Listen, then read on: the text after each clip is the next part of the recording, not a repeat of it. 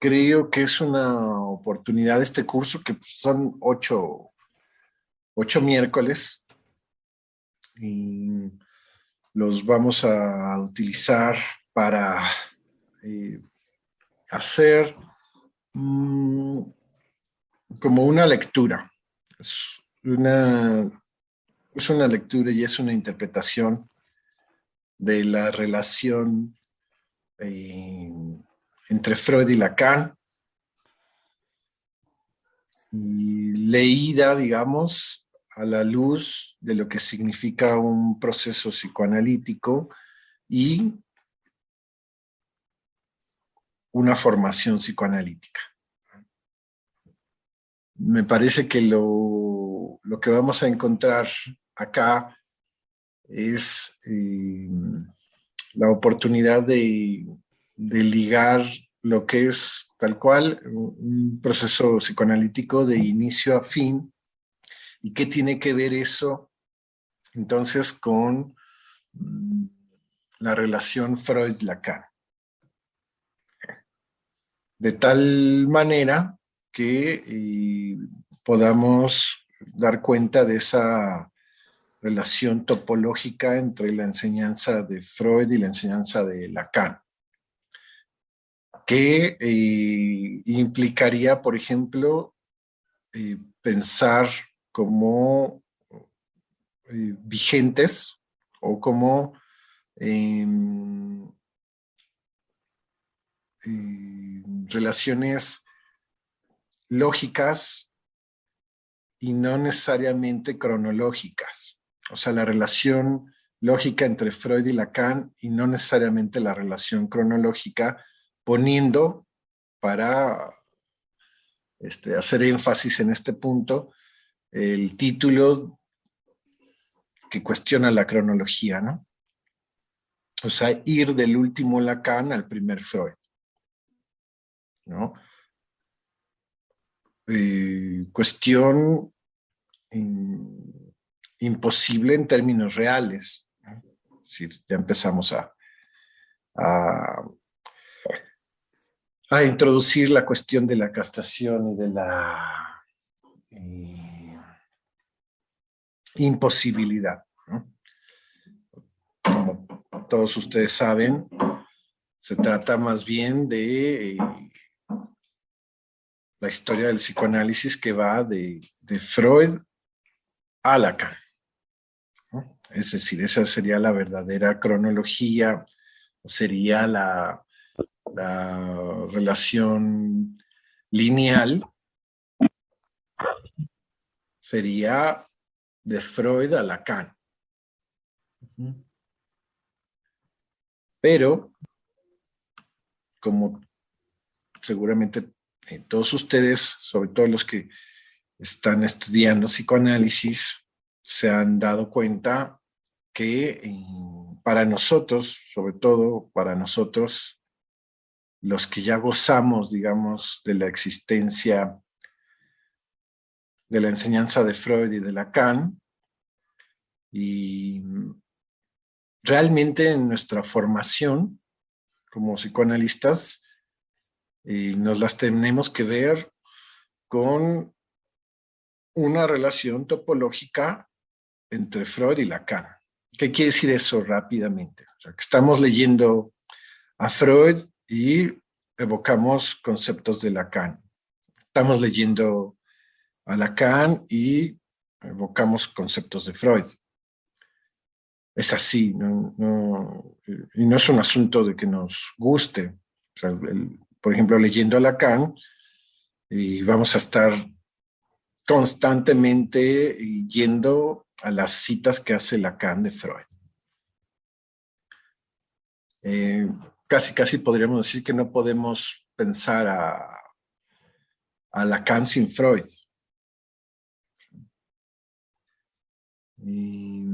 Pero por el otro lado, en estas alturas de la vida, leer a Freud sin saber de la existencia de Lacan, o sin referencia a Lacan, o sea, lo que podemos pensar en el siglo XXI, en el 2022, ¿Qué significa Freud sin Lacan? No es lo mismo que en 1920, lo que significa Freud sin Lacan. Freud sin Lacan es realmente algo del orden de lo fáctico en 1920. Es una realidad.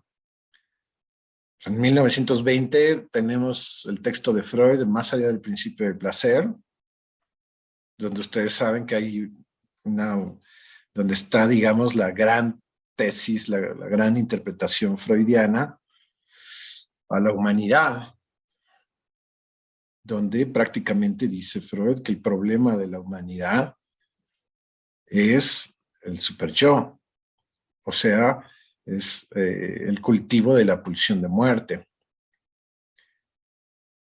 ¿Sí? Es decir, esa forma de gozar con el cuerpo a través de la mortificación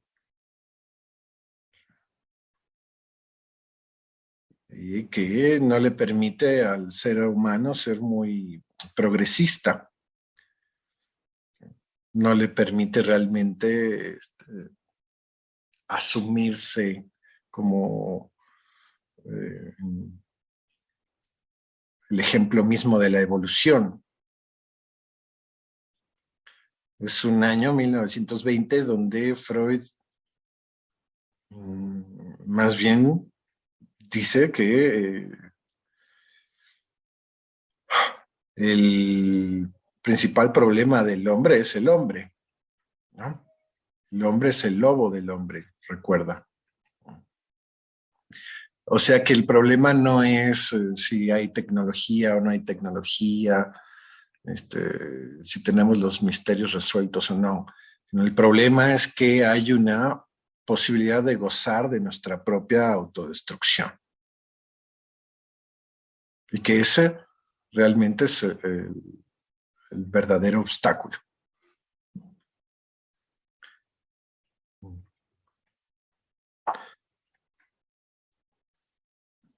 Ahí ven ya todo el paralelo con la clínica. Porque en la clínica, en el psicoanálisis, en la práctica psicoanalítica, lo que tenemos en términos generales es cómo una persona está por su propio determinismo como sujeto del inconsciente, sometido a un programa de goce que le produce inhibiciones, síntomas y angustias, para usar la tríada freudiana. Y que por esas inhibiciones, esos síntomas y esas angustias, él padece, digamos, sufre su propia división subjetiva y experimenta su falta con preocupación, con angustia. ¿Sí? Hay un desfasaje con sus propios deseos.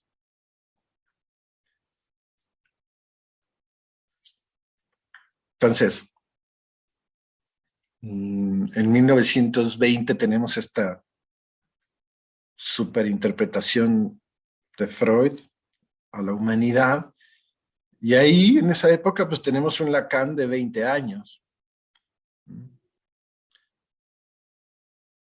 Y que vamos, todavía no va a ser el Lacan que conocemos, ¿no? Es un Lacan, digamos, un joven Lacan que está ahí a la espera de su acto, de su intervención. Entonces vamos a ver cómo la intervención, o lo que voy a llamar como el acto lacaniano, es un acto que va a repercutir con la interpretación freudiana, ¿sí? O sea, con esta parte de el hombre se mortifica, el hombre es, la mortificación del hombre es su peor obstáculo, Y vamos a ver entonces en Lacan y sobre todo en la ultimísima enseñanza, por así decir, cómo se trata de la solución, por así decir, de esa mortificación. O sea, el ultimísimo Lacan es no la localización del impas de la humanidad, sino el atravesamiento de ese impas, de ese obstáculo.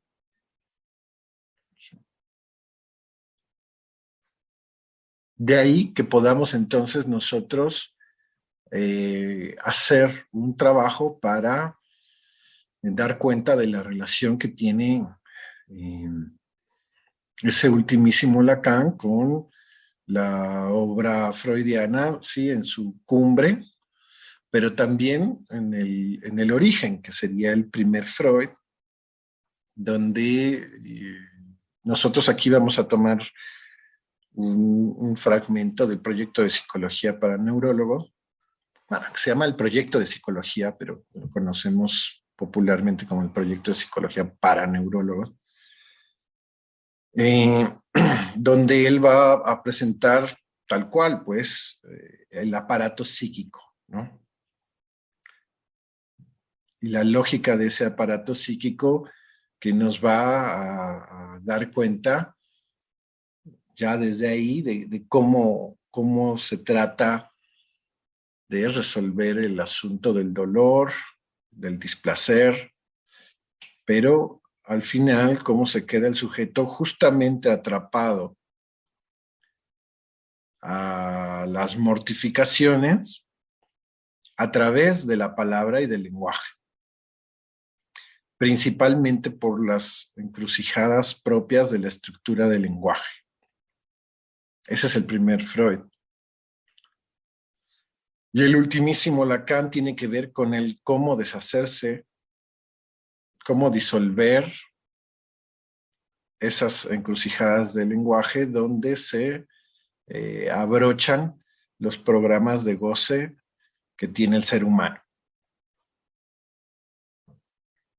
Entonces, y la idea es que podamos hacer este recorrido para dar cuenta de que eso es así. Ese es el propósito principal de este módulo.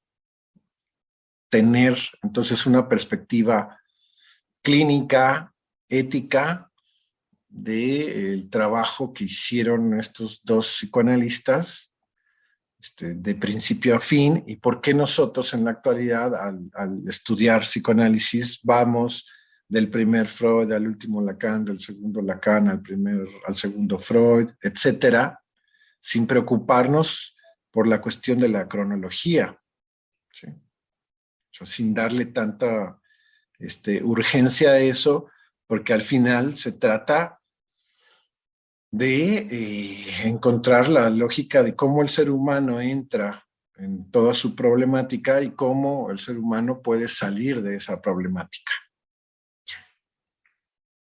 Y cómo Freud va hablando de eso desde el inicio y cómo Lacan sigue hablando de eso y de qué manera lo hace o con qué acentos lo hace al final de su enseñanza.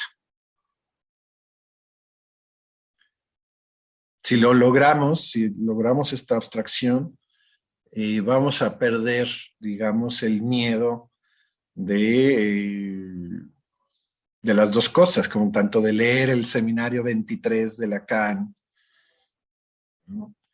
O leer el miedo de leer el proyecto de psicología para neurólogos y perder, digamos, ese agobio de cómo voy a andar leyendo esto si no he leído a Freud, o cómo voy a entender, o para qué leo el proyecto de psicología si ni siquiera lo publicó Freud en vida, o si ya tengo el último Lacan. Otra de las cosas que pasan en términos fácticos en el campo freudiano, que también es algo de lo que quiero dar cuenta, cómo se trata del campo freudiano, cómo se trata del psicoanálisis y cómo se trata de los psicoanalistas, ¿no? Una cosa es el psicoanálisis y otra cosa son los psicoanalistas. Y dentro de esos psicoanalistas, como hay estos dos psicoanalistas que son fundamentales y que realmente se distinguen del resto de los psicoanalistas a nivel de los hechos. Eh, pero que gracias a esos dos psicoanalistas, los psicoanalistas contemporáneos podemos hacer valer el lugar del psicoanalista, la función, vamos a llamarla, del psicoanalista, el deseo del psicoanalista, de una manera súper contundente. Y cuando digo súper contundente, quiere decir más allá de Freud y de Lacan. O sea, donde realmente se alcanza una desidentificación de Freud y una desidentificación de Lacan, con Lacan. O sea, donde un final del análisis implica la destitución del otro y dentro de esos otros, eh, los ideales Freud, Lacan, que pueden funcionar para los analizantes, para los analistas en formación, para los psicoanalistas, en términos estrictos, también debe de estar destituido en un final del análisis. Porque en la medida en que se destituye el lenguaje entero como tal, que es la base del sufrimiento humano, la lógica del inconsciente, lo que nos hace extraviarnos y someternos a los pensamientos, por ejemplo, a los síntomas, nos daremos cuenta que ahí en esos pensamientos y en esos síntomas, nosotros que nos formamos como analistas, que nos analizamos, tenemos, digamos, el significante Lacan o el significante Freud, con los que podemos quedar un buen tiempo atrapados y agobiados. O sea, poner a Freud y a Lacan para muchos de nosotros como parte del síntoma, parte de nuestro síntoma. Y claro que está la fantasía de podernos deshacer de ellos, podernos deshacer del psicoanálisis mismo. Lo que pasa es que no siempre se puede, pero el final del análisis o el ultimísimo Lacan nos dice que al deshacernos del lenguaje mismo, del poderío que tenía el lenguaje y la relación del lenguaje, de la lengua que nosotros hablamos, o más bien somos hablados por una lengua, al destituir eso, al combatirlo, al desbastarlo, ¿no? Y junto con eso se desbasta a estos grandes ideales como puede ser Freud o puede ser Lacan. Vamos a ponerlos en otra categoría, como estos dos padres del psicoanálisis. Y en el tratamiento que hace el psicoanálisis de los nombres del padre, y también debemos de incluir a estos dos, o no por un asunto del deber, sino están incluidos estos dos, así como el lugar del sujeto supuesto saber mismo, que en su momento puede encarnar el analista o los analistas en el proceso psicoanalítico de uno. Al caer el sujeto supuesto saber, caen. Entonces también estos dos grandes pilares, estos dos grandes edificios epistémicos clínicos que son Freud y Lacan.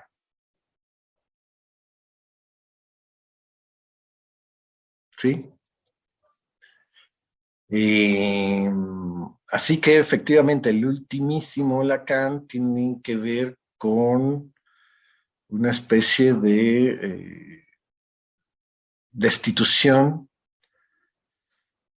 de Lacan mismo. O sea, y junto con el Lacan mismo, del psicoanálisis mismo puesto en el lugar del ideal.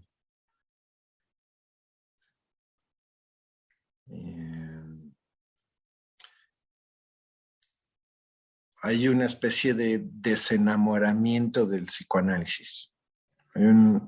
Hay una especie de cura, de curarse del psicoanálisis mismo. Hay una especie como de desidealización del psicoanálisis. Sí.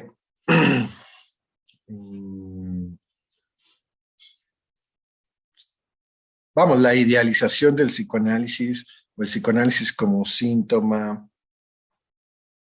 o el estudio de Freud y de Lacan como síntoma, como un goce muy particular. Y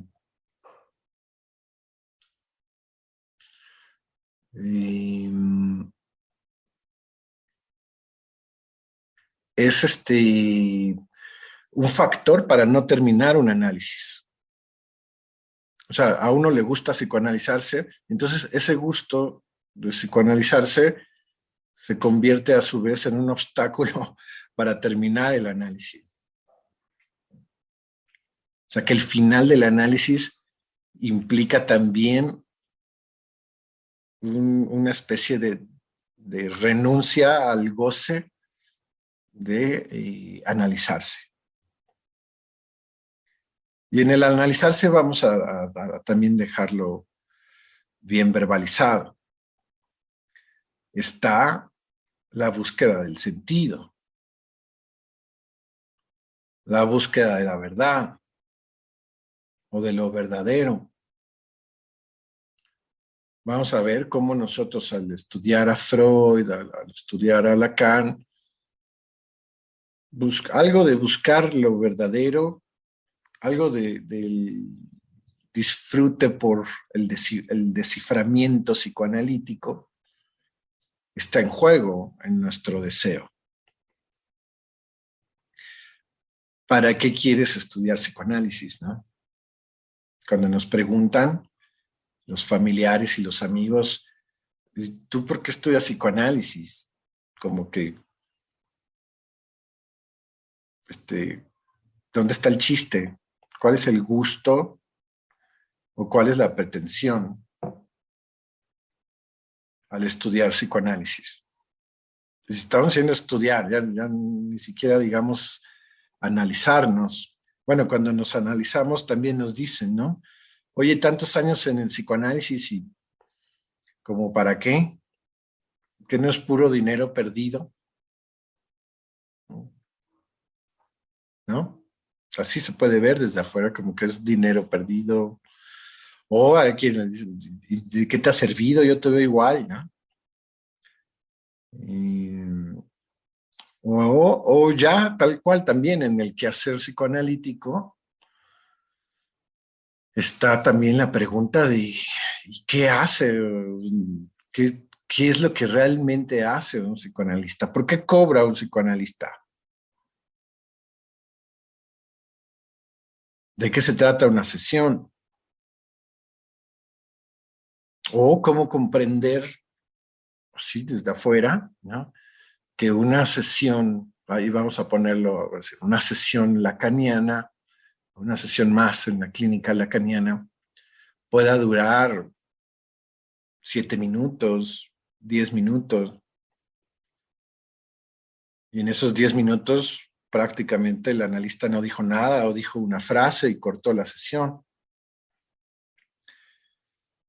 sea, donde realmente vemos cómo desde afuera se puede ver mejor el, el sinsentido propio que implica que contiene la práctica psicoanalítica. Y no porque no tenga sentido, sino que hay facetas, hay aristas, hay ángulos en donde se observa muy bien la ausencia del sentido, o al menos la ausencia del sentido evidente, donde no es evidente el sentido de la práctica psicoanalítica,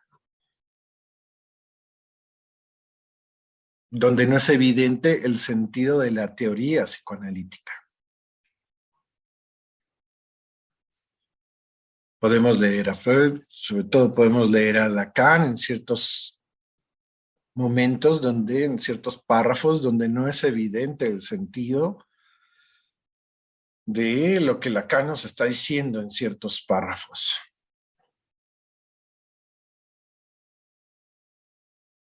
O sea que el psicoanálisis como tal, y de manera muy fácil, muy práctica, nos deja ver la relación intrínseca que tiene con el sinsentido.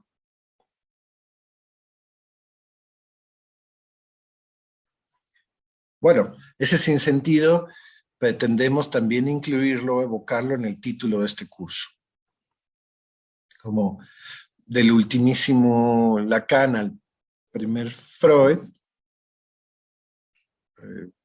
puede, al menos eso pretendíamos, puede evocar algo del sinsentido. Por eso les decía que qué bueno que a pesar de ese sinsentido, ustedes se animaron a inscribirse y a ver de qué se trata, ¿no?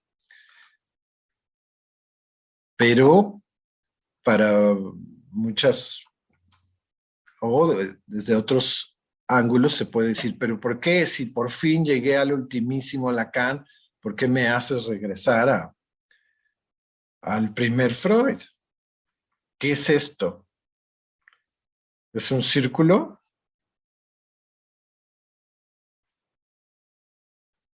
¿O el ultimísimo Lacan no es garantía de que ya no me las tengo que ver con el primer Freud? Pero bueno, esta parte del círculo es importante tenerla presente porque en los anudamientos que observamos en la topología lacaniana, es decir, el anudamiento entre lo simbólico, lo imaginario y lo real, y el Santón, efectivamente se trata de círculos y de anudamientos y de rectas. Por ejemplo, un círculo visto de lado, un círculo visto de lado, un círculo visto de perfil es una línea recta.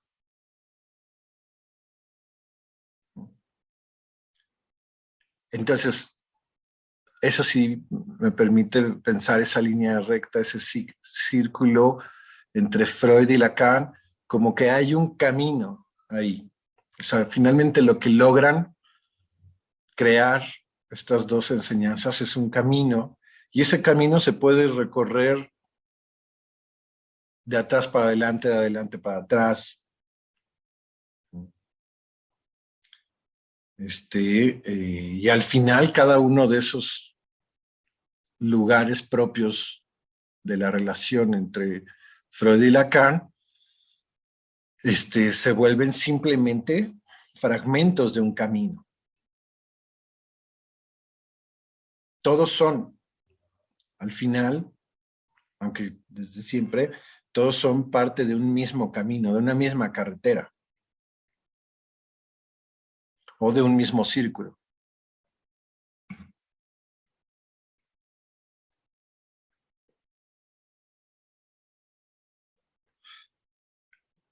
Se puede concluir de ahí que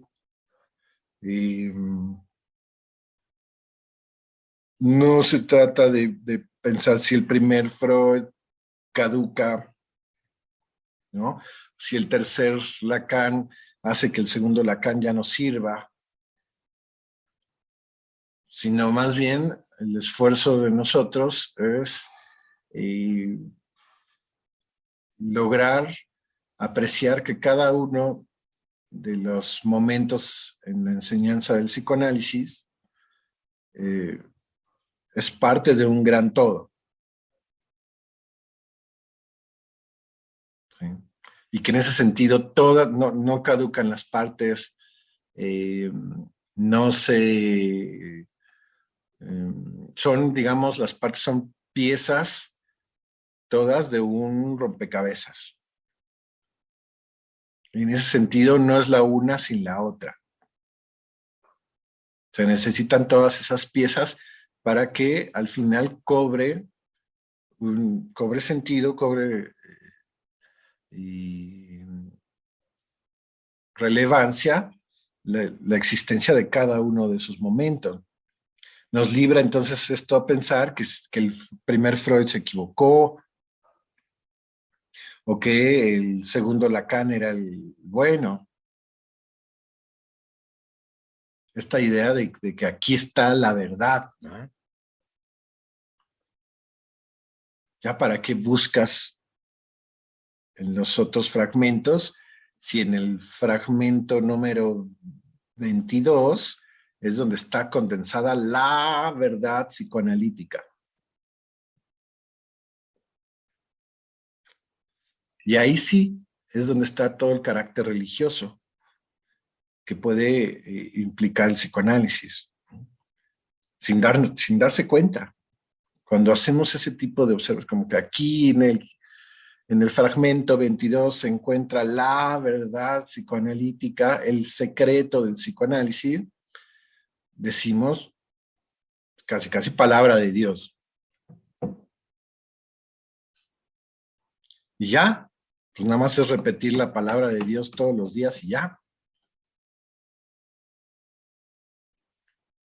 Les decía que en el campo, hoy en día vemos, en el campo freudiano vemos cada vez más y esta costumbre en la formación de los psicoanalistas,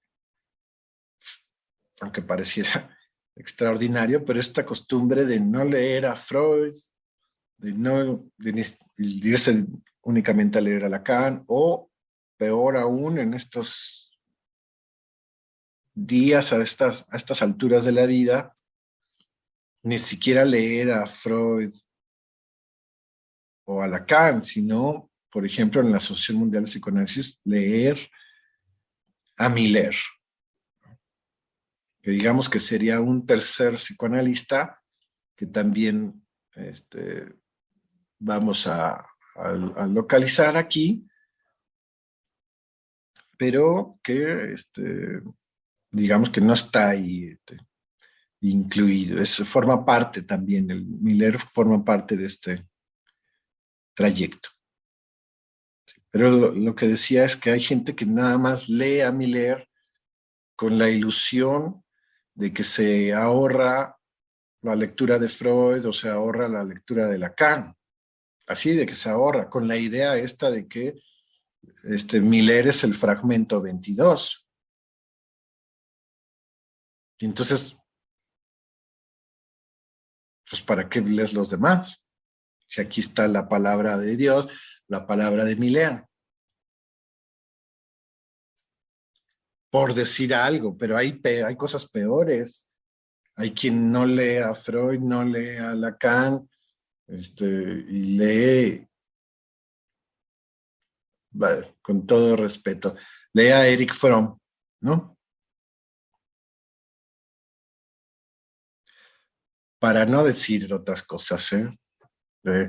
No lee a Freud, no lee a Lacan, no lee a Miller para leer a Braunstein y ahorrarse todo lo demás. Así sea el analista que ustedes quieran, se juega una misma lógica de fe en esto que decíamos, ¿no? De fe en que existe la verdad. que existe la verdad psicoanalítica, que existe el secreto del psicoanálisis.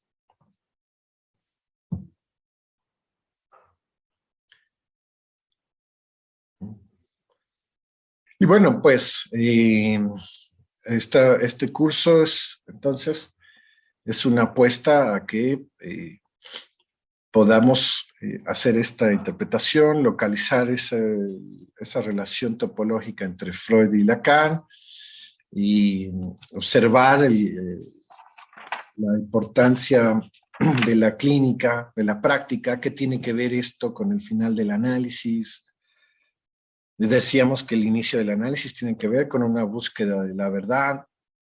Uno va al psicoanalista para ver, para entender qué es lo que a uno le está pasando, ¿no? Y de preferencia eh, poderlo resolver. ¿Sí? Así que este asunto de la verdad o de la búsqueda de la verdad o la búsqueda finalmente de la cura es algo que nos pone en serie a la mayoría de los que nos psicoanalizamos o estudiamos psicoanálisis. Y en ese sentido también este curso, pero además este seminario, siempre está abierto a todos los interesados por el psicoanálisis, ¿no? Ya sea que se psicoanalicen, o psicoanalicen, estudien, o nada más estudien, o estén acercándose al psicoanálisis, o ya sean y psicoanalistas, tengan su práctica, tengan toda una formación de largo camino. La idea es que si estamos en el campo psicoanalítico, si estamos en la carretera psicoanalítica y todos tenemos algo que decir y algo que escuchar. Por eso aquí también pueden haber personas de distintos campos, ¿no? Tanto de psicología como de otros campos, filosofía, economía, etcétera, de cualquier campo, porque al final lo que nos hace seria a todos es que todos participamos del lenguaje y todos en este momento somos tal cual sujetos del lenguaje, sujetos del pensamiento, independientemente de qué Lacan estemos estudiando, qué Freud estemos estudiando, o cuánto tiempo llevémoslo estudiando o analizando. De ahí que podemos tener participantes así, tan diversos.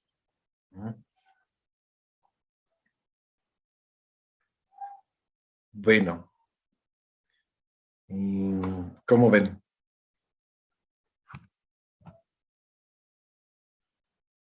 ¿Qué les parece? La primera propuesta, esa es la propuesta general.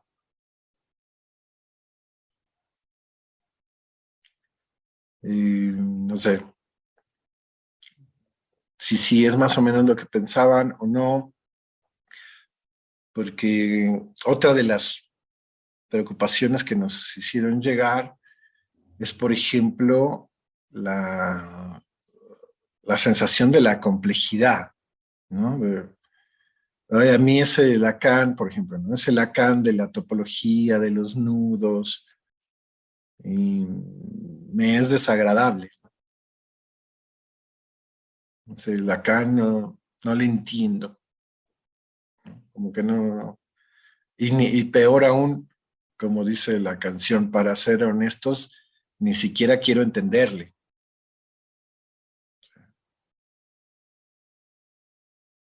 No, ni siquiera tengo ganas de entender ese ultimísimo Lacan. Entonces pensar que vamos a estudiar al ultimísimo, o al revés, que vamos a hacer un recorrido del todo Freud y todo Lacan, no, no ese es el propósito. No es un resumen, no es una síntesis, es una interpretación que se pone a prueba, pero es realmente es hablar del campo freudiano, y que efectivamente hay una relación entre el psicoanálisis personal y la formación del psicoanalista. Es eso, y que eso tiene que ver o está circunscrito con la obra de Freud desde el inicio hasta Lacan al final. Eso sería como lo que vamos a poner a prueba y lo que se supone que nos vamos a llevar. ¿Sí? A ver si sí es cierto eso. Y entonces se pone a prueba o se va a dar cuenta de por qué nosotros, cuando nos preguntan cómo se le hace para ser psicoanalista, como le preguntaron a Freud y a Lacan, la respuesta vigente es, bueno, pues uno tiene que estudiar los textos psicoanalíticos y psicoanalizarse. Y ya cuando uno está ejerciendo el psicoanálisis, supervisar sus casos clínicos.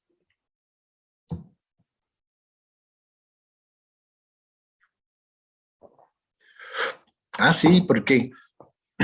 Bueno, hay que dar cuenta de por qué. En teoría, con este curso vamos a saber, entre otras cosas, por qué. Por qué si va de la mano el psicoanálisis personal con la lectura de la teoría psicoanalítica.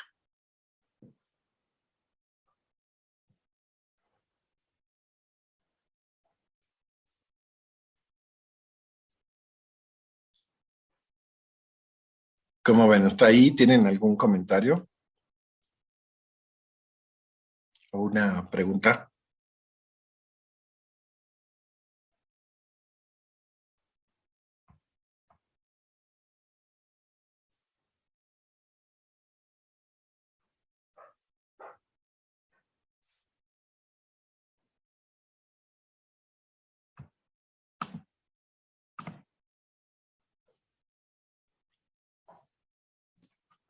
¿No?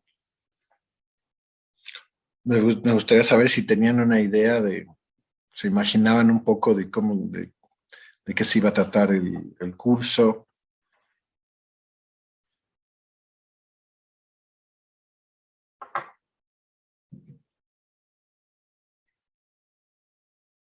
Y bueno, para lograrlo, pues vamos a revisar voy a hacer una selección de algunos capitulitos de distintos textos, tanto de Miller, justamente, en este seminario que se llama así, el ultimísimo Lacan, y también vamos a hablar de otro seminario de Miller que se llama el deseo de Lacan. Vamos a tomar un parrafito del seminario 23 de Lacan que se llama el Sintón. Y vamos a tomar unos fragmentos del seminario de Luis Darío Salamone que se llama Topología del Amor.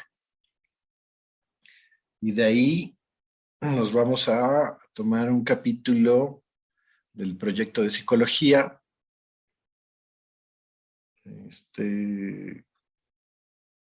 Si podemos también un enlace con el capítulo 7 de la interpretación de los sueños y con el apéndice que tiene Freud en su texto sobre lo inconsciente, que habla sobre la palabra, el esquema de la palabra. También haremos relación a un texto del primerísimo Freud que se llama El tratamiento del alma, que podemos decir que es otro de los nombres del psicoanálisis, el tratamiento del alma. Y al final, bueno, si nos da tiempo, yo espero que sí, retomaremos algún fragmento, un capitulito de la ética del psicoanálisis, el seminario 7 de Lacan, en donde veremos a Lacan también hablar del proyecto de psicología en términos de ética, como una manera en que Freud se las tiene que ver o pretende resolver finalmente un asunto que tiene que ver con la ética clásica, pues, la ética de la humanidad. Y cómo el psicoanálisis viene a ser un dispositivo que se inventó a propósito del conflicto ético del hombre.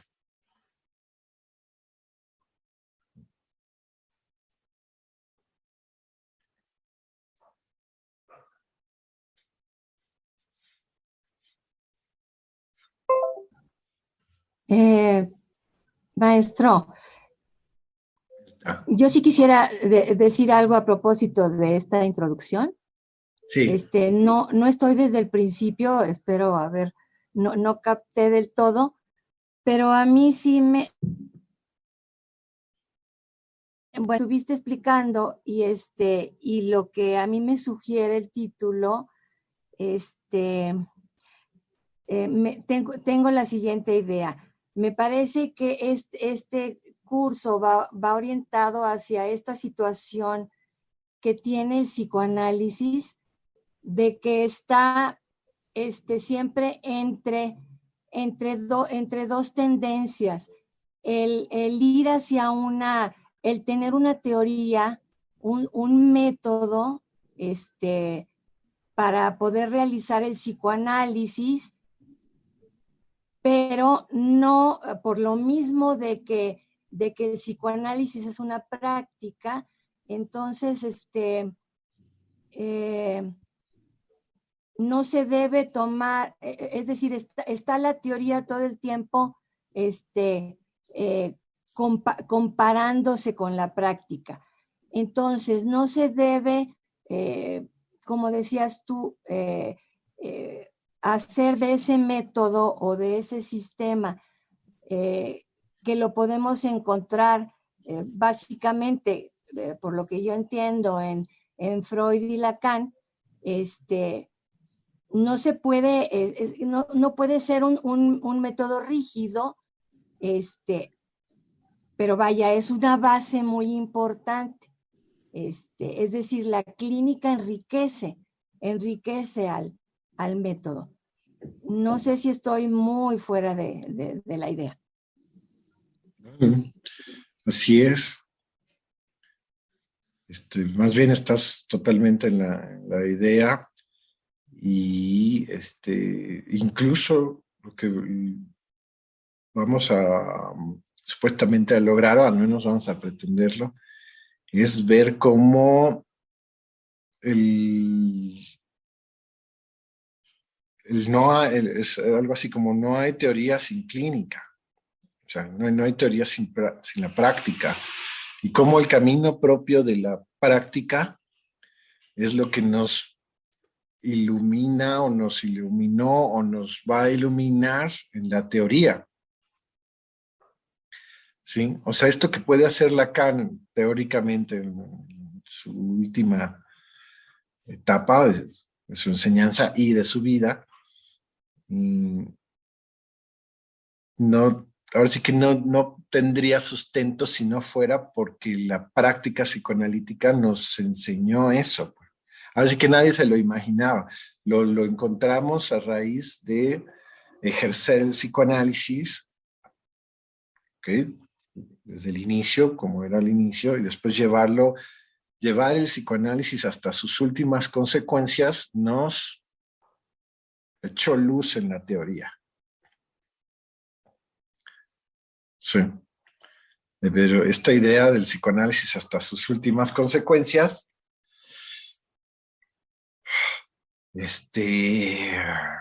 también no es lo mismo vivirlo que leerlo en la teoría, que a veces también ese es el problema, ¿no? Pero la realidad, y eso también me consta, y me consta en la MP y en la escuela, es que Y no se necesita leer la teoría, comprenderla, asimilarla totalmente para terminar un psicoanálisis. Pues con todo respeto, yo conozco muchos psicoanalistas que han terminado su análisis y que eso, por ejemplo, no necesariamente los hace expertos en topología lacaniana, ¿verdad? Conozco gente que ha terminado el análisis, que ha hecho el pase y que no por eso, que eso quiere decir que asimilaron el proyecto de psicología de Freud.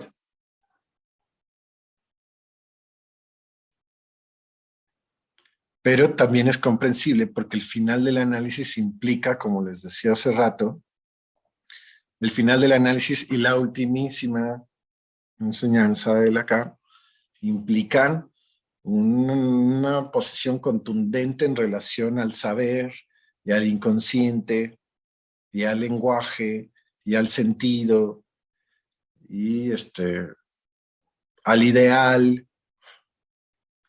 Entonces, ahora sí que como sabemos eso, podemos comprender que se pueda llegar a un final del análisis que finalmente, que ahora con más razón, este, eh, pueden dar cuenta de que ya no tienen una fe religiosa en la verdad freudiana o en la verdad que está ahí en los nudos lacanianos, ¿no? En la topología, o la verdad que está ahí en el proyecto de psicología de Freud. No, porque esos dos, el ultimísimo Lacan y el final del análisis, más bien hablan de cómo la verdad es mentirosa, que la verdad tiene estructura de ficción, dice Lacan. Entonces, eso aplica para todos, para la verdad freudiana, para la verdad lacaniana y sobre todo para la verdad de uno, que esa es la que uno vaya a dinamizar en el proceso analítico, aunque uno quiera mentir, aunque uno quiera mentir o mentirse ahí en un psicoanálisis, ¿no? Entonces, sí, es la verdad, como mentirosa la verdad tiene estructura de ficción, la verdad es lo que uno cree que eso sea, ¿sí? La verdad es lo que uno cree que es para uno, es una creencia, pues la verdad con la muletilla de la creencia. No hay verdad que no necesite de la creencia para poder sustentarse. ¿Sí? Necesitamos, y a esa creencia nosotros este, la, la reconocemos como un goce. O sea, no hay verdad de la cual no gocemos. O sea, si algo ponemos en el lugar de la verdad es porque nos da una satisfacción. Nos da una satisfacción X pensar que tal cosa es verdad.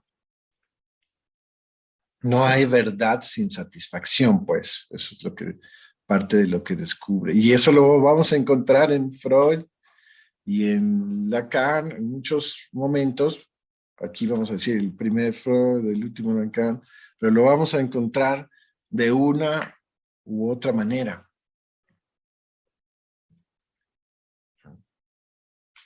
No hay verdad sin satisfacción.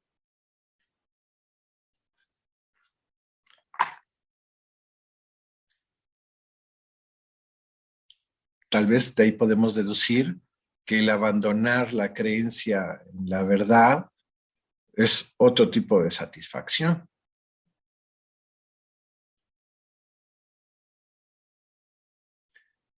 O sea, tal vez estamos muy abrochados con la idea de que la verdad tiene que ver con la satisfacción, que la verdad tiene que ver con la felicidad, con la iluminación, ¿no? Toda la idea, por ejemplo, esa, no puedo decir budista, pero digamos popularmente conocida como la iluminación, una persona iluminada, en términos populares creemos que tiene una verdad, que se le iluminó la verdad.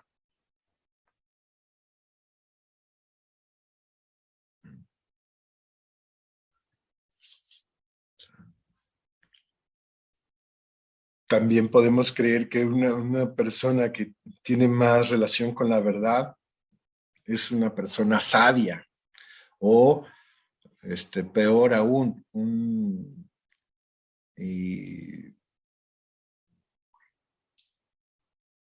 erudito, que el erudito tiene mayor relación con la verdad, por ejemplo.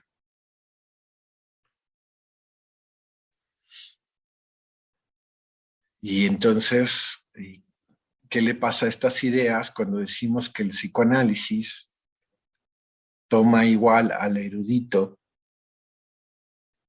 que al analfabeta? ¿Sí? Porque finalmente los dos se las tienen que ver con el problema de la verdad mentirosa, del goce que ponemos en la verdad. Por ejemplo, el analfabeta que dice, pues yo, la verdad es que no necesito pues, ni leer ni escribir. ¿Por qué? Pues porque hablo y con eso es suficiente para gozar. Está diciendo la verdad. Aunque desde otro ángulo digamos, no, ¿cómo es posible? ¿No? Digamos, defendamos la erudición. En términos económicos, o sea, en términos de placer y displacer, tanto el erudito como el analfabeta se las tienen que ver con eso. Que las formas como adquieren displacer, dolor y las formas como adquieren placer están determinadas por su relación con el inconsciente. Y ese inconsciente que tiene estructura de lenguaje.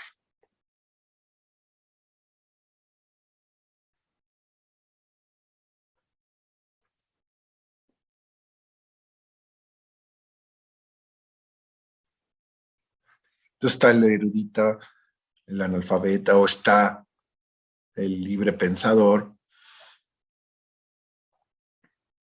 pero todos podemos estar en el campo psicoanalítico porque hablamos. Por eso también existe el psicoanálisis con niños. No, por eso no es cierto eso de que el psicoanálisis para los médicos o el psicoanálisis para los psicólogos, ¿no? No, porque es el psicoanálisis para todos, porque el psicoanálisis está para los sujetos que gozan con la palabra. Y entonces se entiende fácilmente por qué venimos de distintos campos, porque todos podemos acceder al campo freudiano, porque no se trata realmente de un asunto de erudición. Y entonces el final del análisis y el ultimísimo Lacan nos van a hablar también de eso, de la desidentificación con la verdad, con el saber.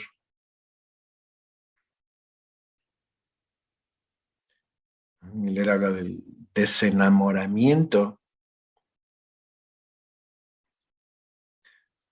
con la verdad. Y cómo en la medida en que no nos desenamoramos de nuestras verdades, estaremos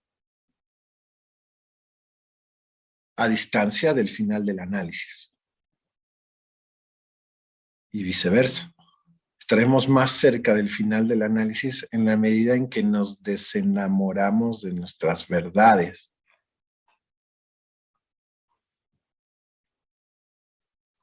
Nuestras verdades amo, nuestros ideales dogmatizados, ¿no?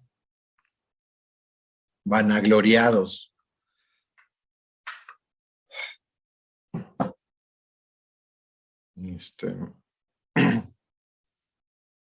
Sí, sí, Mirta, sí va por ahí.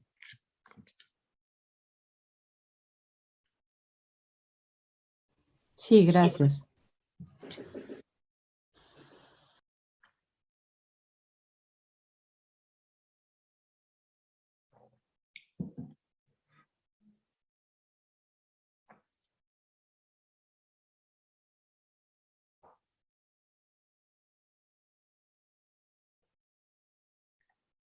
Sí, también estaba esa pregunta, que si esto tiene que ver con la clínica. Sí, sí.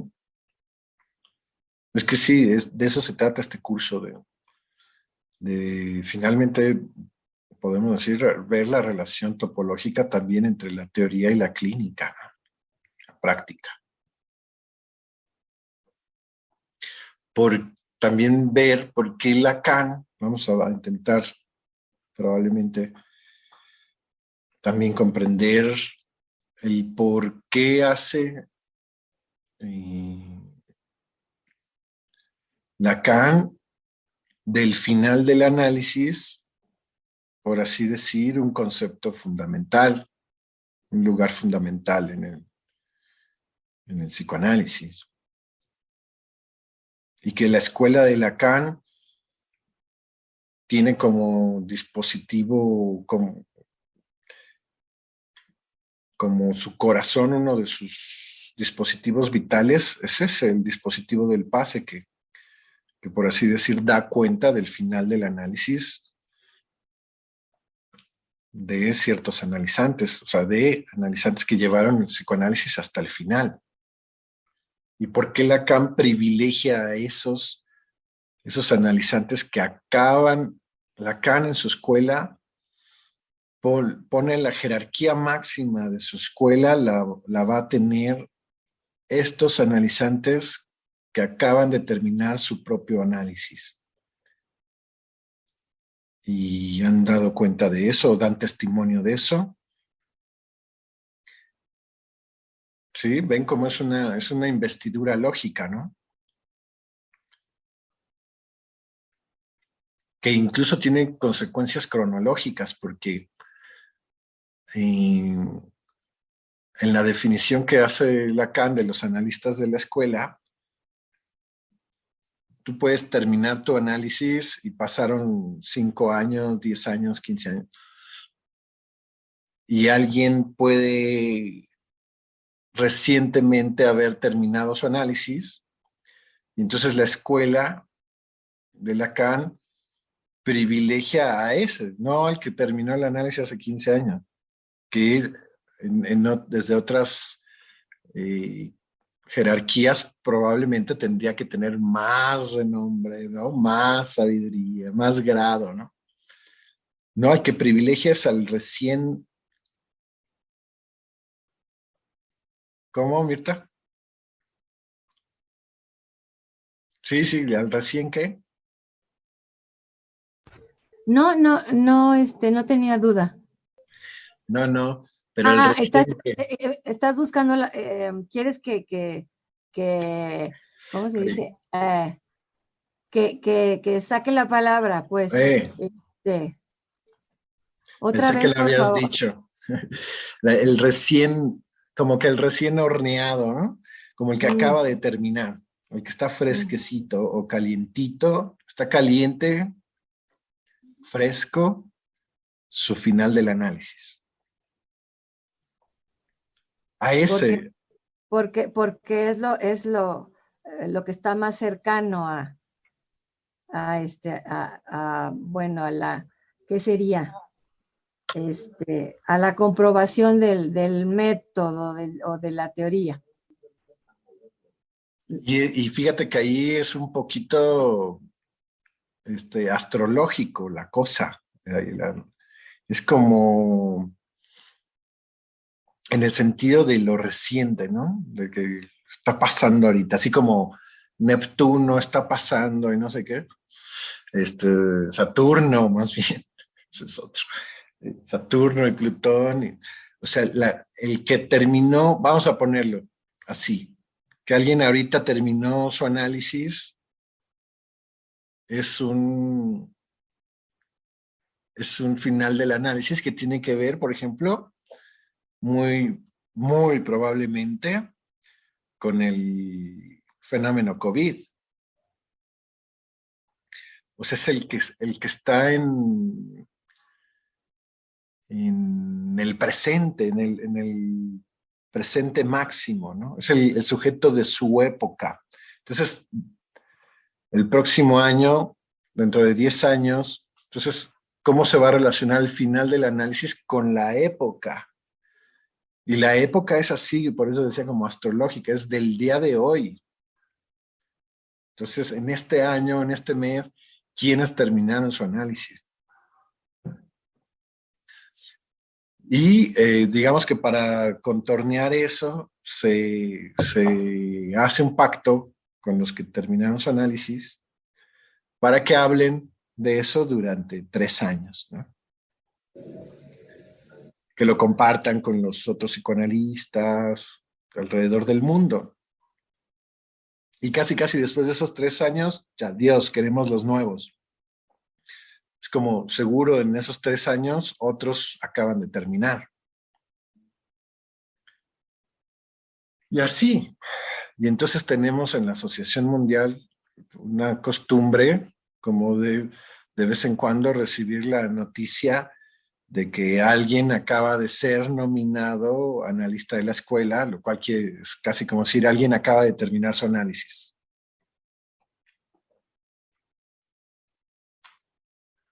Y lo felicitan y no sé qué, y se hacen.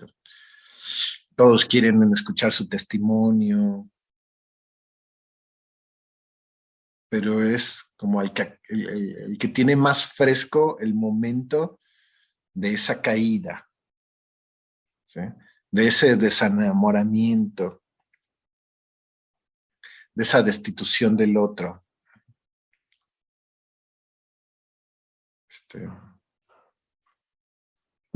Por eso es así, es una cuestión más bien lógica y no tanto cronológica. Pero la época es la que nos va a marcar o va a poner la relevancia del presente, del tiempo presente, pues cronología en el sentido del tiempo presente, donde se cumple esto de que el analista es un sujeto de su época. ¿Sí? Responde a la época en la que vive. ¿Sí? ¿Cómo, Mirta? Es que te estoy viendo a ti. No, sí, totalmente. Eso creo que es una frase muy afortunada, esto del sujeto de la época reciente, de la más reciente. Ajá. Y ahí define Lacan, vamos a decirlo así, al psicoanalista que logró, o que imaginó, o que produjo Lacan. Por eso le llama analista de la escuela, o sea, analista de la escuela de Lacan. Uh-huh. Casi, ese es el analista que buscaba Lacan, o que más que buscaba, que produjo Lacan.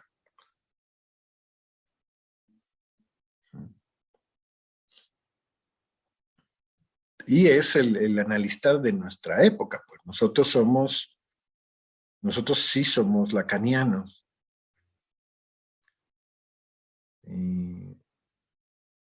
¿Por qué lo digo así?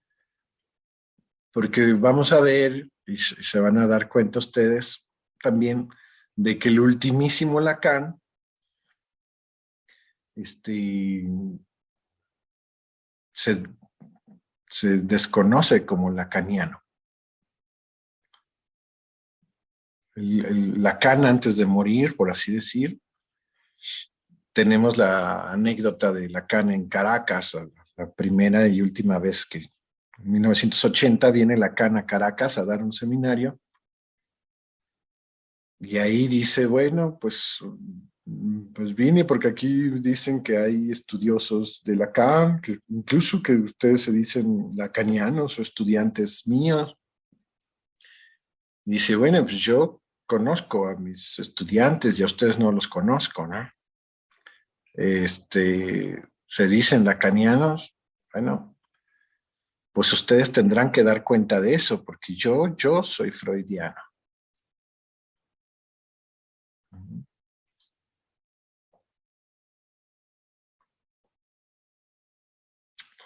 Y ahí, por ejemplo, en esa anécdota podemos ver otra vez, ¿no? Ese Lacan que como al inicio de su enseñanza retorna a Freud.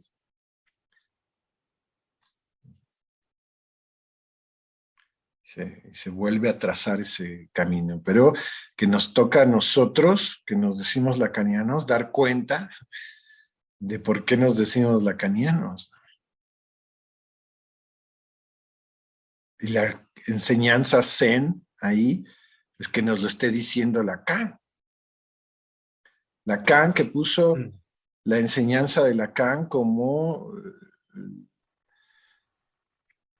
el punto principal de su escuela. O sea, cuando crea Lacan su escuela,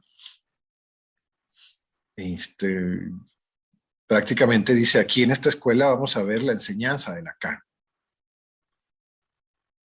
¿Sí? Ese mismo Lacan al final nos dice, bueno, ustedes darán cuenta de que son lacanianos, porque yo soy freudiano. Y además también ahí en esa conferencia, si quieren también la incluimos en la bibliografía, dice que él, si acaso aportó algo al psicoanálisis, solamente fue esto del objeto A, del pequeño objeto A. Digamos que todo lo demás sería producto de Freud. Es un Lacan así, como humilde, pero más que eso nos está enseñando algo ahí. Acuérdense también esa frase de hagan como yo, no me imiten. Entonces nos dice, en ese hagan como yo, en vez de imitarme, vamos a ver también en este curso, sobre todo en el seminario del deseo de Lacan, cómo Lacan queda, o qué hace Lacan con esa seducción freudiana, ¿no? ¿Qué hace Lacan para no quedarse atrapado en lo que él llama la selva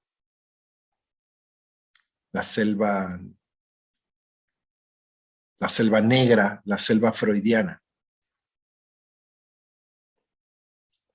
¿O cómo quiere Lacan transformar la selva freudiana? Dice, más bien en unos jardines al estilo Versalles. Entonces, la selva negra alemana de Freud y la selva, y los jardines de Versalles franceses de Lacan. O sea, vemos Lacan que quiere descifrar a Freud, que quiere interpretar a Freud y que se encuentra al mismo tiempo con la realidad de que no es cualquier cosa eso, de que lo han intentado muchos, de que al intentarlo muchos, lo que han terminado haciendo es recortando a Lacan, a Freud, mutilándolo, despedazándolo incluso. O sea, y que lo que termina haciendo la gente cuando quieren descifrar a Freud o interpretarlo o ir más allá de Freud, lo que terminan haciendo es destruyéndolo. Y eso no es lo que pretende Lacan. O sea, ¿cómo hacerlo siguiendo a Freud? Ese es el camino de Lacan. ¿Cómo descifrar a Freud desde Freud mismo? ¿Cómo ir más allá de Freud desde Freud? No el ir más allá de Freud desde Heidegger o desde Erich Fromm, ¿no?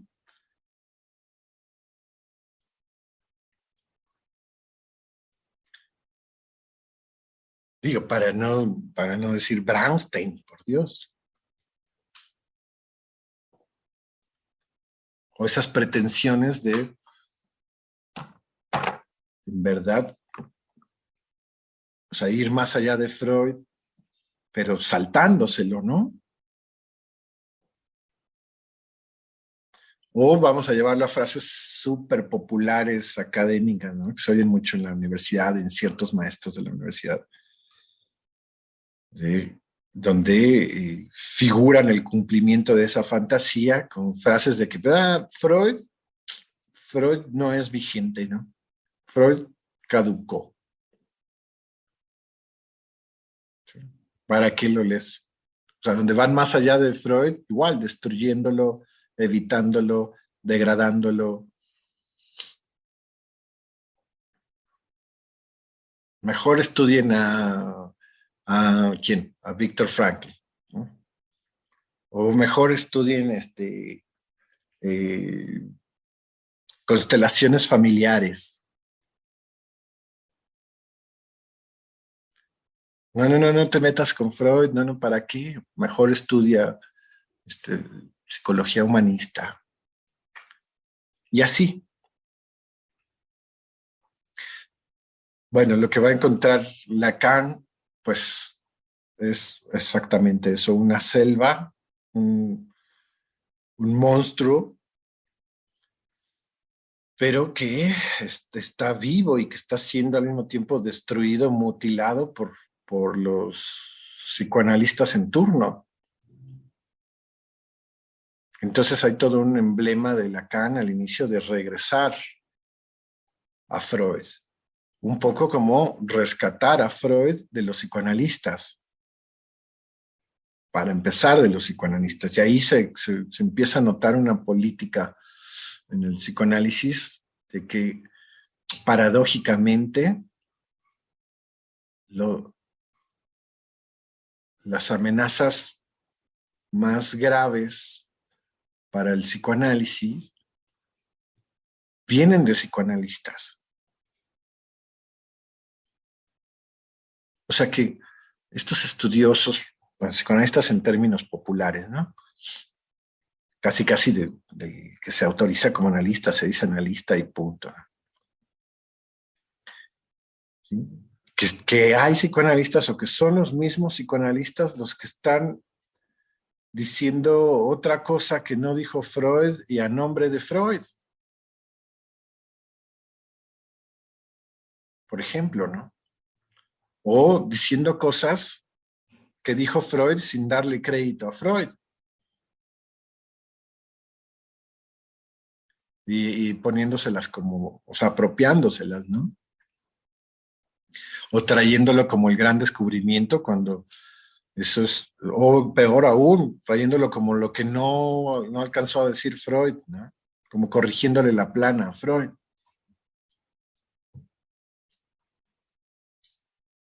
Y entonces, bueno, vamos a ver cómo esta relación de Lacan con Freud es muy particular, porque no se trata de corregirle la plana a Freud, sino que siguiendo a Freud podemos ir aún más allá de Freud, o sea, aprendiendo toda esta dinámica de Freud contra Freud, o sea, del Freud Así como en el psicoanálisis, ¿no? Que en un psicoanálisis nos encontramos con nosotros mismos. Es así, del lobo, el hombre es el lobo del hombre. En un psicoanálisis personal, ahí uno se da cuenta cómo uno mismo puede ser su propio enemigo, ¿no? Entonces, vamos a ver cómo en todo ese trabajo que hace Freud contra Freud, si lo vamos siguiendo, lo va siguiendo Lacan, podemos llegar a esos impases, esos puntos límites a los que llega Freud, pero no sin Freud. Y lo mismo nos va a pasar con Lacan, pero no sin Lacan.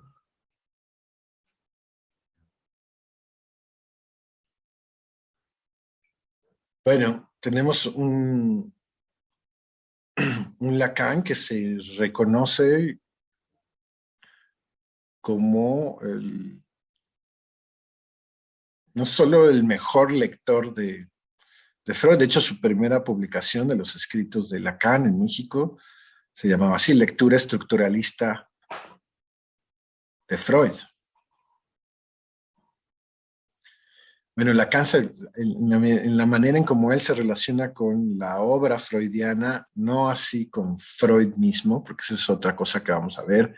Si Lacan conoce a Freud, por qué no lo conoce, por qué no lo va a ver, o qué es lo que le escribe, qué es lo que Freud contesta. Pero frases que dice Lacan ahí, que él tiene ya lo más importante de Freud, que es su obra, sus libros, ¿no? Y, pero les decía que vamos a encontrar un Lacan que dice que él, contrario a lo que podríamos pensar, tiene una relación de transferencia negativa con Freud. Y que esa transferencia negativa con Freud le sirve a Lacan para hacer como Freud y no imitarlo. Que es lo que Lacan nos termina diciendo a nosotros, ¿no? Hagan como yo, no me imiten. Y si hacemos con Lacan, pues entonces hacemos como Lacan, pues entonces nos las tenemos que ver con Freud, ¿no? Y con el deseo de Freud y con eso que causaba el deseo de Freud. Entonces vamos a localizar qué es lo que atrapó a Freud y después por qué Freud nos atrapa a nosotros o por qué atrapa a Lacan y qué hizo Lacan con eso y luego nosotros qué vamos a hacer con Lacan y con Freud y con lo que atrapó o con lo que le causa el deseo a Freud, que va a ser lo que se conoce en Lacan como la causa freudiana. Porque el campo hasta hoy sigue llamándose freudiano, el campo freudiano. Esta escuela que hizo Lacan, la que fundó Lacan, le llamó, finalmente, le llamó escuela de la causa freudiana. Que ya dijimos, sí, se enseña a Lacan ahí, pero se llama escuela de la causa freudiana. Ya no se llama escuela freudiana de París, ya no es escuela freudiana de Francia. Se termina llamando hasta la fecha, hoy la sede de la Asociación Mundial de Psicoanálisis está en París y es esa. Se llama así, Escuela de la Causa Freudiana.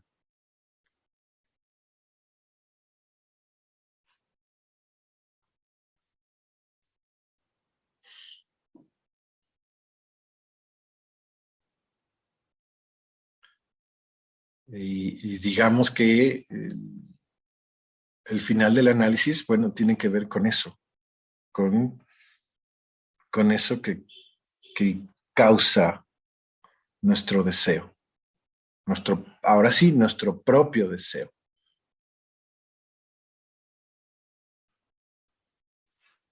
Por ejemplo, en el caso de Mirta, ¿no? La causa mirtiana.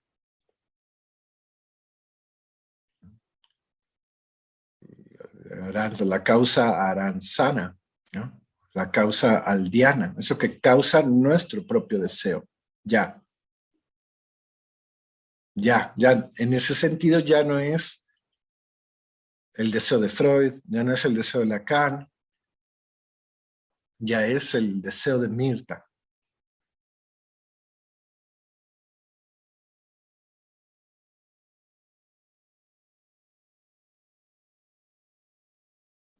Aunque lo hicimos a través del psicoanálisis y el psicoanálisis lo inventó Freud.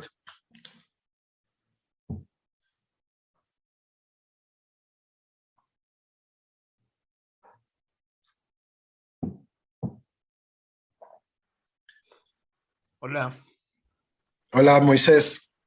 ¿qué tal? Buenas noches. Buenas noches. Bueno, quiero hacer una pequeña aportación, una pequeña intervención. Me queda claro este escenario que planteas, ¿no? De cómo tener que recurrir siempre de alguna manera a Freud, ¿no? Y recurrir no como un recurso, ¿no? Sino como quizá el inicio del estudio de Lacan, ¿no? Entonces, por eso esta necesidad no de brincar de un lado a otro, sino como tener el psicoanálisis como referente. Y también entiende esta parte de la necesidad de no solamente tener la teoría y conocerla y cómo se relaciona de un lado hacia otro, sino combinarla con el análisis.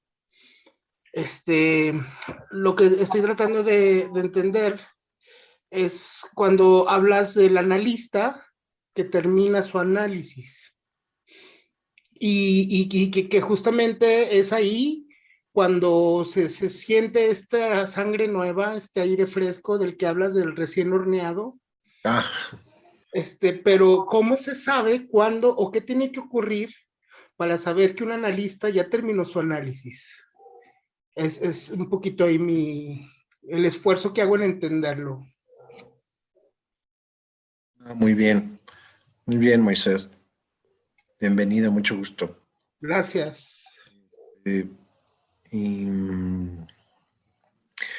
creo que de eso también vamos a tratar eso en el curso, pero sí te puedo decir que ahí donde pones el dedo, eso tiene una consecuencia política dentro de los psicoanalistas, del grupo, por así decirlo, el conjunto de los psicoanalistas, de todo tipo, de chile, de mole, de pozole, junguianos, adlerianos, kleinianos, y, y lacanianos, dentro de los lacanianos mismos, los De distintos hecho, lacanianos, así. de hecho, hace referencia como una asociación, ¿no? También, ¿no? Sí, es la Asociación Mundial de Psicoanálisis, que es la asociación que crea Miller, por ejemplo. Uh-huh.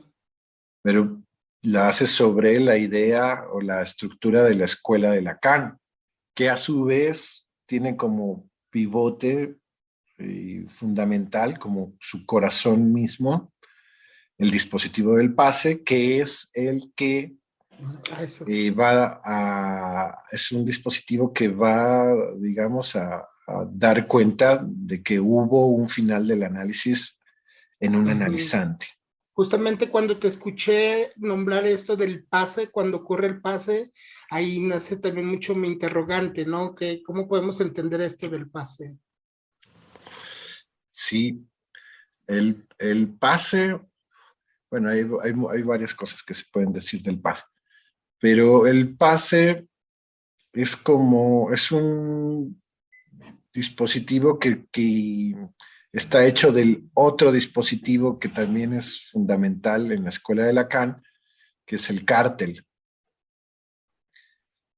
El pase es un cártel compuesto de 4 psicoanalistas más uno más, o sea, en total son 5, que van a escuchar a través de los pasantes, se llama, estos 4 que forman un cártel de un pase, se llaman pasadores, y el pasante es el que alzó la mano y dijo, yo terminé mi análisis, manda una carta, te cuento así rápido cómo es el método, mandas una carta a la AMP, allá a París, diciendo que según tú ya terminaste tu análisis y que quieres dar testimonio de eso. Entonces te contestan la carta, te asignan, te pueden decir, te pueden dar trámite o no, te dicen, pues, bueno, vamos a suponer que te dan trámite y te dan cita para que te entrevistes y des cuenta, des testimonio de tu final de análisis con 2 psicoanalistas que se supone que a su vez también están próximos a terminar su análisis, aunque no necesariamente lo hayan terminado ya. Y estos 2, te entrevistas con uno, te entrevistas con el otro, y estos 2 a su vez transmiten al resto del cártel lo que escucharon de tu testimonio, y al final, por así decir, se hace una especie de votación de si están todos de acuerdo con que efectivamente terminaste tu análisis, y el +1, o sea, el 5, el 4 más 1 es determinante, ¿no? Okay. Entonces, no puede haber un empate, ¿no? La mitad dijo que sí, la mitad dijo que no, sino con ese +1 se garantiza que no hay un empate. Y finalmente, bueno, a ti no te dicen eso, a ti nada más llegan y te dicen, obtuviste la nominación de analista de escuela, ¿no? O no obtuviste la nominación de analista de escuela, y te pueden hacer ahí una observación, una pequeña interpretación de por qué todavía no, o algo así, ¿no? Y lo puedes volver a intentar después y así, ¿no? Muchas gracias. Sí, es así. Y entonces ya después pone que te dieron la nominación, te piden o te comprometes tú a que ya no solo vas a dar ese testimonio con estos 2 que te entrevistaste, sino que lo vas a ir a dar ese testimonio lo vas a ir a dar a las distintas escuelas lacanianas que forman parte de la Asociación Mundial de Psicoanálisis en el mundo, en Europa y acá en América, ¿no? Okay. Durante 3 años. De hecho, está así la broma de Miller de hoy, es el colmo, ¿no? Acaba de terminar el análisis y lo ponemos a trabajar, ¿no? En vez de dejarlo descansar casi, lo ponemos a trabajar dando el testimonio, pero es, digamos que parte de la política, del psicoanálisis, de lo rico, ¿no? Y del amor a la escuela, porque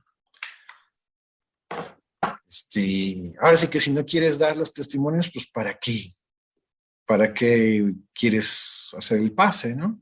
Pues mejor te puedes quedar con tu propio final del análisis, no dar testimonio de eso y ya.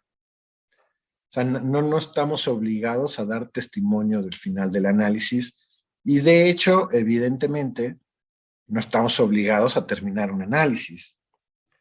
Pero sí estamos obligados, si nos formamos como psicoanalistas, a saber que existe el final del análisis, que Lacan deja bien escritas y bien establecidas teóricamente e institucionalmente la manera de localizar un final de análisis, y que bueno, la escuela como tal es el lugar adecuado para ir a dar testimonio de eso. Se supone que los psicoanalistas o los que están en la escuela, están estudiando psicoanálisis, son los que están más interesados en algo así. Si uno termina el análisis y va y le dice a la abuelita, abuelita, terminé mi análisis, pues igual la abuelita pues, nos va a abrazar como siempre, ¿verdad? Pero no creo que le interese mucho de qué está hecho nuestro testimonio del final del análisis.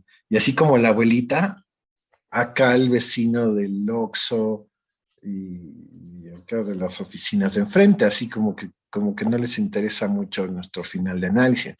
Se supone que los que más interesados estamos en ese tipo de cosas, pues somos los que estamos aquí, ¿no? Estudiando y analizando, ¿no? Pero en verdad, pues no hay pues no hay ningún premio ni nada, ¿verdad? Ni una bonificación, no, no. O sea, el único sentido, digamos que para el beneficio de terminar el análisis, si bien puede ser a través del testimonio para los que estamos estudiando psicoanálisis, nos estamos analizando, pero el beneficio real del final del análisis lo siente y lo registra y lo experimenta justo el que lo terminó. Son para él los Nada beneficios. más para, nada más para alimentar el ego. Para dejar tranquilo a ese ego, ¿no? Que estaba antes tan mortificado y ahora, este, puede vivir su relación con el inconsciente y con la pulsión de una manera, sobre todo, vivificante, ¿no? Ahí está el verdadero premio, pues, o sea, el, el vivir la pulsión y lo inconsciente sin esa mortificación que nos acompañó toda la vida, ¿no? A través de inhibiciones, síntomas, angustia, o sea, sin esa carga superyoica, ¿no? Entonces, no se trata de ninguna verdad, de ninguna iluminación, sino al revés, de que nos deshicimos de esas verdades que nos atormentaban durante nuestra vida. Y es que lo que descubre el psicoanálisis es que hay verdades puestas como ideales en el yo que se utilizan superyoicamente para mortificar al hombre, al ser humano, ¿sí? Y que son verdades vividas como absolutas y que difícilmente se pueden deshacer de esas, que el psicoanálisis tiene como efecto colateral disolver esas verdades y junto con eso producir unos efectos que a veces llamamos acá terapéuticos, ¿no? Como efectos terapéuticos, pero que al final más bien son efectos analíticos que tienen que ver con el desmantelar ciertos pilares que determinaban nuestro programa de goce, en donde estaban incluidas nuestras inhibiciones, nuestros síntomas, nuestras angustias, que nos determinaban, que nos daban un ser, de hecho, que nos daban un ser. Por eso el final del análisis tiene ahora que ver con el de ser, con el haber podido dejar de ser un hombre aplastado por las verdades que se erigieron en su vida. Entonces, en el de ser, producto de los efectos analíticos, se alcanza, eso sí, durante todo un psicoanálisis, se va alcanzando una nueva manera de vivir la pulsión, el goce, el deseo, ¿sí? La libido, la palabra, la mentira, ya. ¿Sí? No es que dejemos de ser humanos, tampoco no alcanzamos la felicidad de los perritos que tanto envidia el hombre, ¿no? Pero algo del vaciar de contenido ideales humanistas, por ejemplo, humanistas en el sentido del humano, ideales humanos, humanistas, que curiosamente o paradójicamente producen un bienestar en el sujeto. Es el camino opuesto al erudito, ¿no? Que se acumula saber, conocimientos, verdades. Y el psicoanálisis es al revés, va en el sentido contrario. Va desacumulando, desidentificando, va desprendiéndose de una serie de cosas. Y curiosamente, se produce un efecto de alivio, que es lo que llamamos cura, ¿no? La dirección de la cura. O finalmente, así, ¿no? El final del análisis, o el ultimísimo, vamos a ponerlo acá en el psicoanálisis, el ultimísimo final del análisis, la ultimísima sesión psicoanalítica. Ahí donde ya algo se agota, llega al final. Entonces, bueno, es así. Ya si vemos algunos testimonios, se puede localizar ya mucho mejor en la narrativa de los testimonios. Por ejemplo, cuáles eran esas verdades que constituían su ser y que lo mantenían ahí atrapado en una repetición sintomática, fantasmática, que garantizaba su mortificación. Entonces vemos qué hizo él, cómo es que empezó el análisis, qué le pasó a esos síntomas, cómo fueron esas interpretaciones, cómo se fue desmantelando eso imaginario y cómo finalmente pudo hacer con ese vacío constitutivo, con esa falta constitutiva que lo angustiaba y ahora más bien lo beneficia.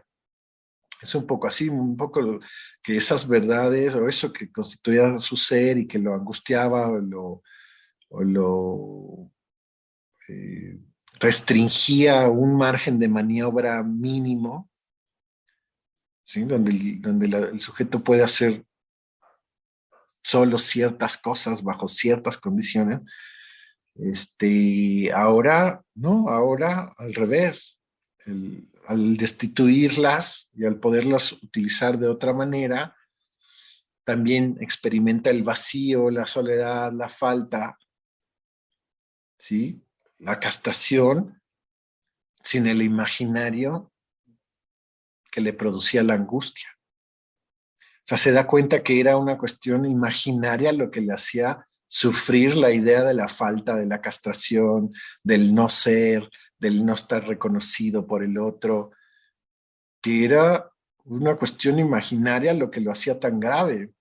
Digamos que al final del análisis o durante un análisis uno se va dando cuenta que no está tan mal esto de la falta, de la incompletud y de la soledad y de la singularidad y de tener cierta distancia con el reconocimiento del otro. Sí. Uno va leyendo distinto, va escuchando distinto, hasta que finalmente suelta totalmente esa inercia a la que se metió en el mismo momento en que se metió en el lenguaje, en que empezó a hablar. Entonces, también el final del análisis es, o este ultimísimo Lacan, ¿no? Es la operación inversa a entrar al lenguaje. Es como salir del lenguaje, salir de esa dinámica a la que nos metimos cuando empezamos a hablar. El final del análisis o el ultimísimo Lacan es al revés. ¿Cómo nos salimos del lenguaje? ¿Cómo nos salimos de ahí? Y el primer Freud, el primerísimo Freud, o este Freud que vamos a ver del proyecto de psicología, él nos dice cómo nos metimos en el lenguaje. Ahí está dicho de una manera increíble, inédita, está dicho cómo fue que nos metimos en el rollo, en el embrollo del lenguaje y cómo ahí ya quedamos capturados y fuimos seres humanos. Sí, Moisés. Creo que me queda un poquito más claro. Me gustaría que me orientaras un poquito. Estamos hablando pues del cómo se empiezan a crear estas estructuras, estas ideas ahora sí que en el aquel y en el entonces, desde la adquisición del lenguaje, ¿no? Entendiendo esto como el primerísimo Freud. Hey. Uh-huh. Cómo después de este análisis y cómo combinar este conocimiento de la teoría con la práctica de la clínica o el análisis para poder despojarse de ese lenguaje, o más bien dejar de tener la necesidad del lenguaje, ¿no? Como para callarse, ¿no? Después de este análisis que me lleva al ultimísimo Lacan o al último Lacan, más o menos, no sé si vaya por ahí. No, súper bien. Sí pasó, ya ves, así es el cártel del pase. Sí pasa el mensaje, sí, creo que sí. O sea, al menos eso es lo que quise decir. O eso es lo que capto yo mismo de eso, de esta carretera que dije, esta carretera psicoanalítica que tiene figura topológica, ¿no? Como la botella de Klein o la banda de Moebius, o el nudo Borromeo. Exactamente.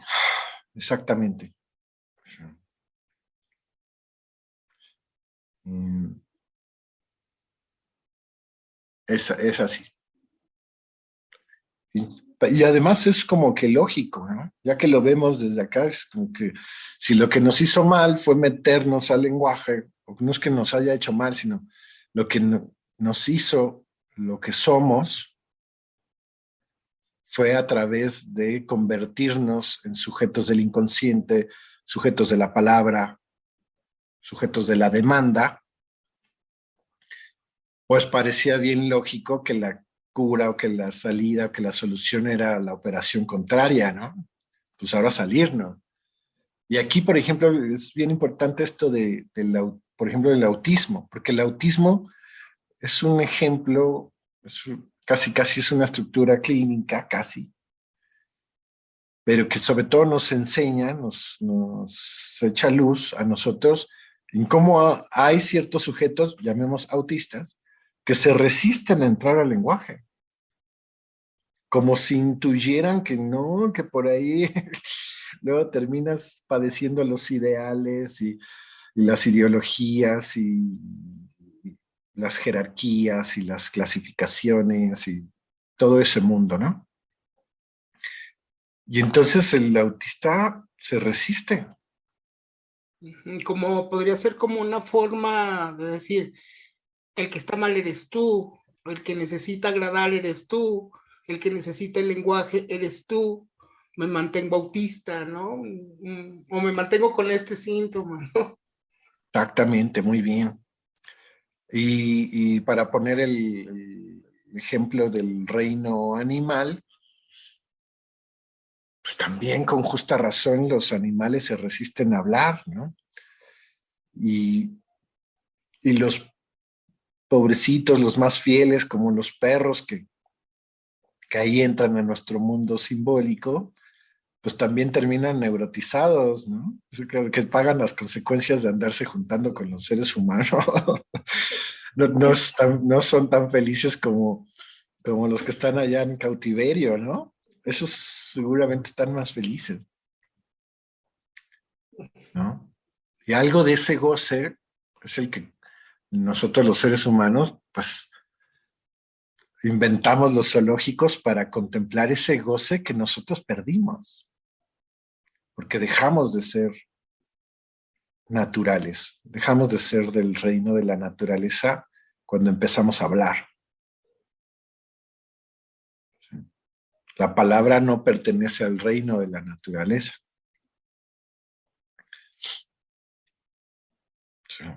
Es producto de nosotros. Somos nosotros los que hablamos, ¿no? Y si algo nos distingue del reino animal y el reino vegetal, es eso, es la palabra, el lenguaje, la escritura, ¿no? Y pagamos las consecuencias de eso. Porque dentro de otras cosas, a través de la palabra entonces empezamos a imaginar y a prevenir y a idealizar la vida y la muerte.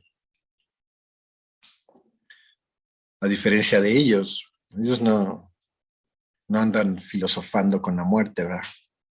No se mortifican. Tienen una relación, por así decir, real, ¿no? Imaginaria, real con la vida y con la muerte, pero no se andan mortificando con sus pensamientos, ¿no?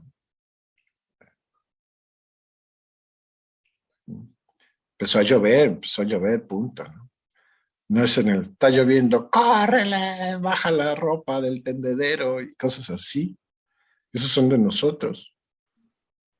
Como el ve por la pelota, ¿no? Al perrito. Entonces, que sin pensar si me está viendo otro perro, si la voy a atrapar, si no. Ándale, ándale, y puede él ahí Él va y le vale madre, ¿no? Exacto, ¿no? No se anda mortificando ahí con los juicios. Si acaso le das una croqueta extra y ya, punto, pero pues nada, y llega y duerme, punto. No anda pensando que si va a haber guerra en Ucrania o no. No. Y ese goce del animal, es el que perdemos en la medida. Vamos a ver eso, ¿qué tanto lo perdemos? ¿Qué tanto lo podemos recuperar? Que no, ya no es lo mismo, pero ¿qué tanto lo perdemos, lo transformamos, lo subordinamos al goce de la palabra, ¿no? Ya el goce ya en el terreno de los seres hablantes. Ya cuando nos metimos a la palabra, bien inocentes, íbamos encontrando los beneficios de la palabra, ¿no? De la lectura, de la escritura, del sentido, todo eso, la relación que de ahí se desprende con los números, con las matemáticas, con la tecnología. Y ahí estamos fascinados, pero estamos fascinados con la palabra y con las consecuencias del mundo de la palabra, todo lo que nos permite, ¿no? Pero a cambio de haber perdido en parte o en gran medida ese goce animal que envidiamos en los, digo los perros porque es como que el más común, ¿no? Los gatos si quieren, el reino animal o el reino vegetal, ¿no? La felicidad de un árbol, por decir, eso.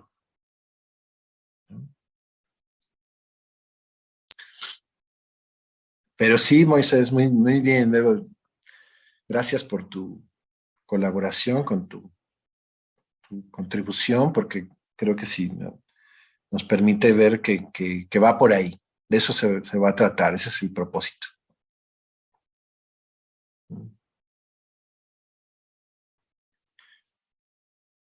Bueno, pues entonces vamos cerrando y la dinámica va a ser así, los que estamos en el grupo del WhatsApp, ahí les vamos a ir mandando algunos capitulitos, algunos textos, voy a intentar siempre ser como que breve, no me gusta eso de sentir que tenemos una presión ahí de tener que leer. No, uno lee también si quiere, ¿verdad? Ya, pero no son lecturas, no es una bibliografía como obligatoria, la verdad. Es sugerida si quieren, bien. Y voy a tomar algunos fragmentitos durante el curso, pero la idea es que si no los quieren leer, pues no los lean, con que asistan al seminario es suficiente. Y si los quieren leer, pues mejor, ¿no? Les estaremos mandando entonces unos capitulitos y les iremos diciendo cuál vamos a ir tocando la próxima ocasión. ¿Sí? Sí, como que el ordenamiento que vamos haciendo, lo que es así como les dije hace rato, ¿no? Empezaremos con unos capítulos, unos textos de Miller, después nos vamos con Lacan y después con Freud y al final otra vez con Lacan.